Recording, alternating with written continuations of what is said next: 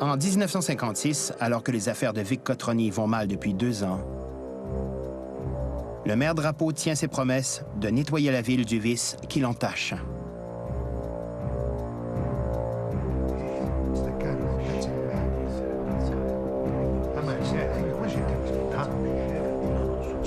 Le milieu de la pègre fait appel à l'homme qui pourrait l'aider. Vers la fin des années 50, Cotroni était respecté des gens de la rue, tout comme des personnes honnêtes. C'était un homme d'envergure. Il dirigeait des boîtes de nuit ainsi qu'un tas d'activités criminelles. Il était très bien placé pour s'attaquer à la réforme du maire de Montréal. Lors de la campagne de 1957 pour sa réélection, Jean Drapeau promet des mesures répressives encore plus sévères. Il vise l'élimination complète de la corruption. Mais Vic est prêt.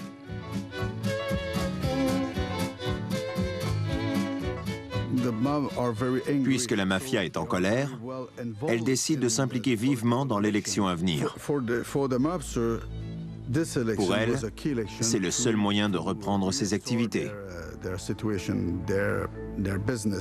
Vic Cotroni était le maître de la corruption. Il pouvait acheter n'importe qui. Et si jamais il n'y arrivait pas, il trouvait la personne qui pouvait le faire. Dans le milieu, on dit que si on ne connaît pas la cible, il faut connaître celui qui la connaît.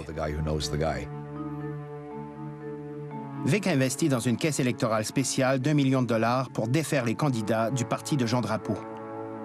Ceux qui refusent ces pots de vin se font convaincre de ne pas se présenter aux urnes. I invite all the citizens of Montreal who have the right to vote to get out and vote.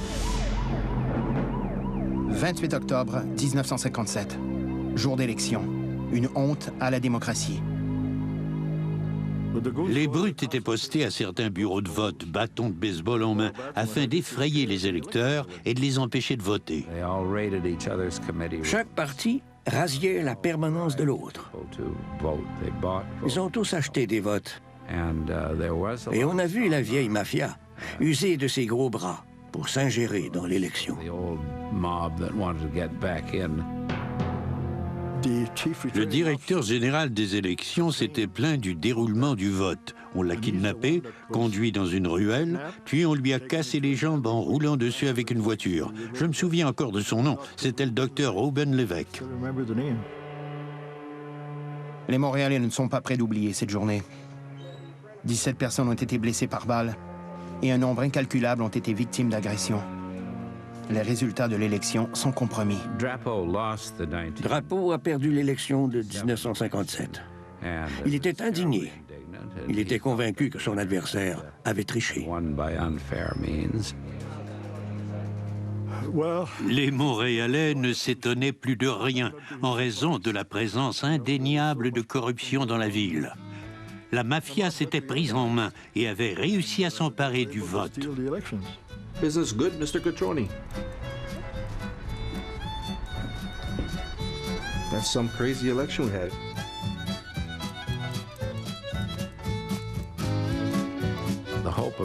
La mafia souhaitait la reprise de ses activités. Et c'est ce qui s'est produit.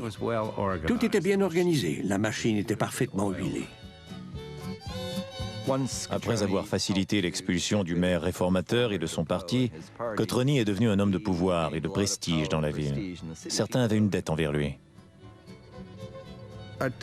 Vic Cotroni était devenu un héros dans le milieu de la pègre et un modèle à suivre pour les parrains de la mafia. Une fois son poste de parrain de la mafia montréalaise assuré, Vic peut consacrer plus de temps à sa vie privée. Comme plusieurs mafiosi, Vic avait une maîtresse.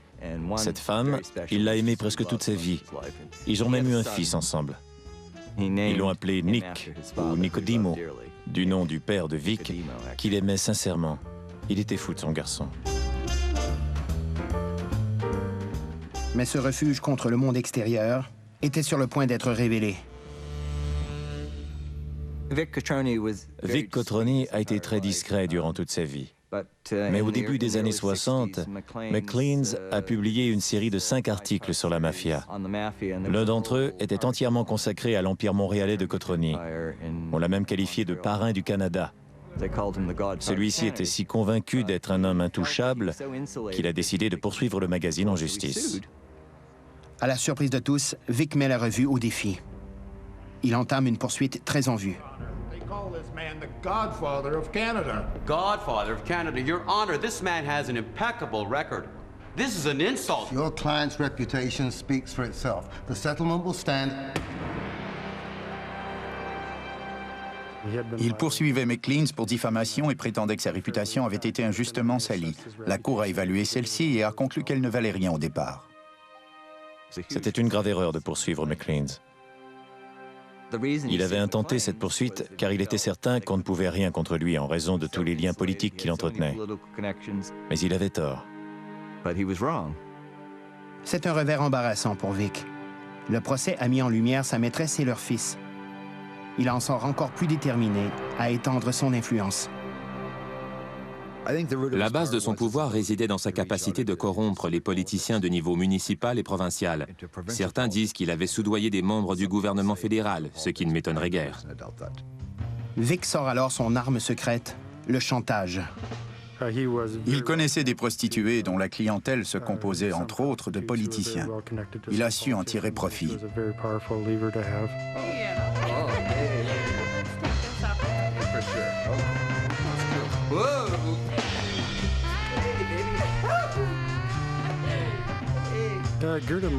Gerda Munsinger faisait partie de la branche du divertissement du crime organisé.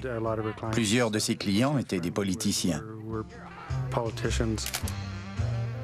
Pierre Sévigny, un membre haut placé du Parlement, est pris au piège. Gerda Munsinger a mis plusieurs personnes dans l'embarras. On avait découvert que des membres importants du gouvernement fédéral avaient profité de ses faveurs. Ça a causé un énorme scandale.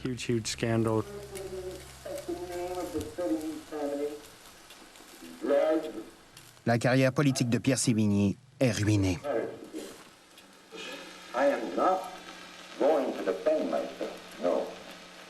I shall attack with every means that the law puts at my disposal and others. Find out who is at the source of this infamous slander. Ce scandale a démontré ce dont Cotroni était capable. Il pouvait ridiculiser ses victimes à outrance. Il aurait été plus charitable de les faire assassiner. Alors que Vic est à nouveau bien établi dans son poste de parrain de Montréal, la famille Bonanno à New York ne s'en sort pas aussi bien. Joe Bonanno, le père fondateur de cette famille mafieuse, avait dépassé les limites de son territoire à New York. Puisqu'il avait offensé les autres parrains, on le forçait à se retirer. Dans tout ce chambardement, la famille Bonanno tenait à conserver son pouvoir sur Montréal. Elle s'était rendue compte que la ville était la clé qui unissait les mafias américaines et européennes. Le parrain ennemi de Joe Bonanno, Stefano Magadino, dit le croque-mort, compte profiter de la faiblesse de ses rivaux pour mettre la main sur Montréal. Une guerre de gang est imminente. Vic les convoque pour discuter, convaincu de pouvoir calmer les tensions. Plusieurs réunions se sont tenues pour discuter de la question de Montréal, à savoir si elle devait appartenir ou non à la famille Bonanno. Les clans se sont rencontrés à Hamilton et à Montréal afin de résoudre le problème.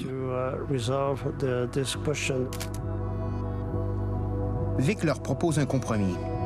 Il est prêt à accueillir dans ses rangs la jeune vedette montante du clan Magadino, Paolo Violi.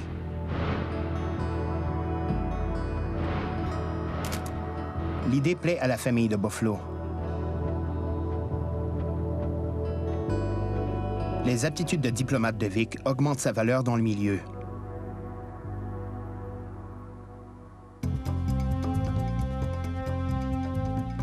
Un nombre grandissant de mafiosi de passage lui demande conseil. En 1968, les policiers traquent un fugitif recherché par le FBI.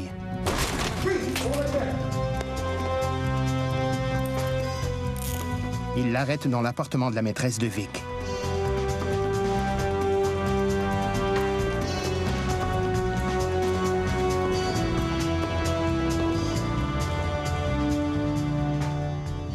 Vic ne se fait pas arrêter, mais son fils est témoin de la scène.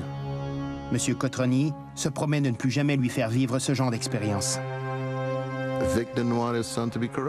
Vic ne voulait pas que son fils baigne dans le milieu. Il a donc envoyé sa maîtresse et leur garçon en Floride, là où il pouvait étudier et mener une vie meilleure.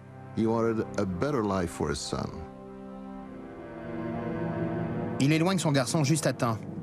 Le danger qu'il guette risque de causer sa perte.